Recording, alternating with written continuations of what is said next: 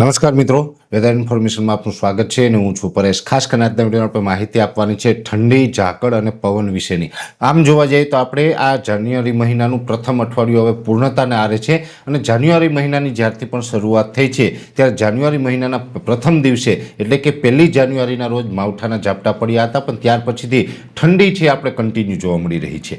ઠંડી કન્ટિન્યુ જોવા મળી રહી છે। આ વચ્ચે હવે આપણે લગભગ પરમ દિવસેથી એટલે કે 9 તારીખથી ઠંડીમાં રાહત મળશે। જે આપણે અત્યારે સિવિયર ઠંડીનો જે રાઉન્ડ ચાલી રહ્યો છે, ખૂબ સારી એવી ઠંડી છે છેલ્લા એક અઠવાડિયાથી ચાલી રહી છે, એમાં આપણે 9 જાન્યુઆરી 2026થી આંશિક રાહત મળી શકે છે। એટલે કે ઠંડીમાં 2 થી 3 ડિગ્રીનો ઘટાડો થશે અને તાપમાન છે ઊંચું આવે તેવી શક્યતાઓ છે। એટલે ઠંડીને લઈને આ મોટા સમાચાર છે।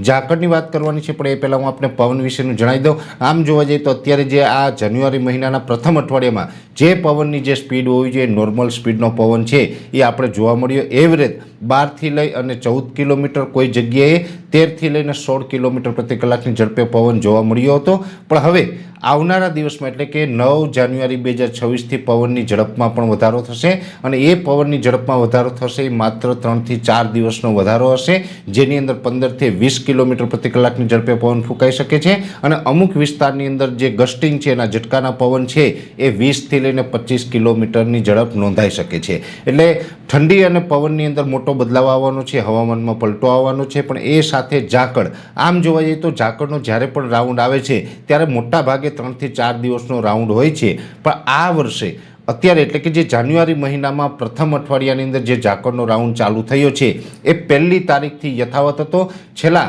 6-7 દિવસથી ઝાકળ છે આપણે કન્ટિન્યુ જોવા મળ્યો છે અને ઝાકળને કારણે પણ શિયાળુ પાક ઉપર માઠી અસર પડી છે। જો કે ઝાકળની અંદર પવનનું જે દિશા છે એ મહત્ત્વની ભૂમિકા ભજવતી હોય છે।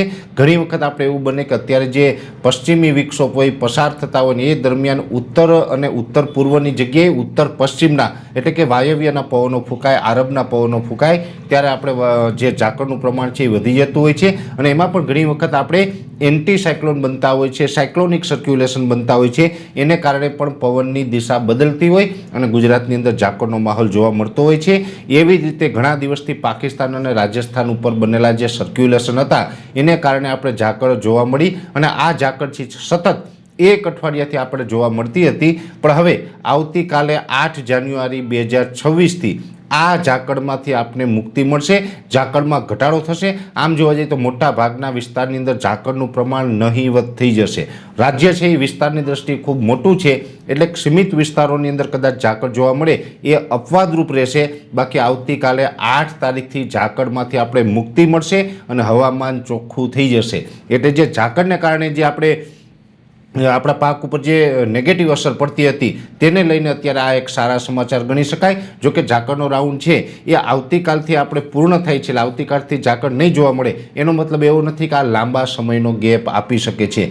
ટૂંક સમયની અંદર ફરીથી નવો પણ એક ઝાકળનો રાઉન્ડ આવશે ને એ પણ કદાચ આ રાઉન્ડની જેમ લાંબો રાઉન્ડ હશે એવું મારું વ્યક્તિગત માનવું છે। જો કે એ ઝાકળનો રાઉન્ડ છે લગભગ 14 અથવા તો 15 જાન્યુઆરીથી ચાલુ થઈ શકે છે, પણ આવતીકાલથી ઝાકળમાંથી આપણે મુક્તિ મળશે એ ખાસ મહત્ત્વના સમાચાર છે। એટલે ઠંડી, પવન અને ઝાકળ વિશેની ખૂબ અગત્યની માહિતી હતી, મેં આ વિડીયોની અંદર આપવાનો પ્રયત્ન કર્યો છે। વિશેષ માહિતી છે એ નેક્સ્ટ વિડીયોમાં આપવામાં આવશે, અત્યારે આ વિડીયોની અંદર એટલું જ। અંતમાં દરેક મિત્રોને વિનંતી રહેશે વિડીયોને લાઈક આપીને દરેક ગ્રુપમાં શેર કરી દેવો। જો તમે અમને યુટ્યુબ ઉપર જોઈ રહ્યા હોય તો ચેનલને સબસ્ક્રાઇબ કરજો અને ફેસબુક ઉપર જોઈ રહ્યા હોય તો પેજને ફોલો કરજો। નમસ્કાર।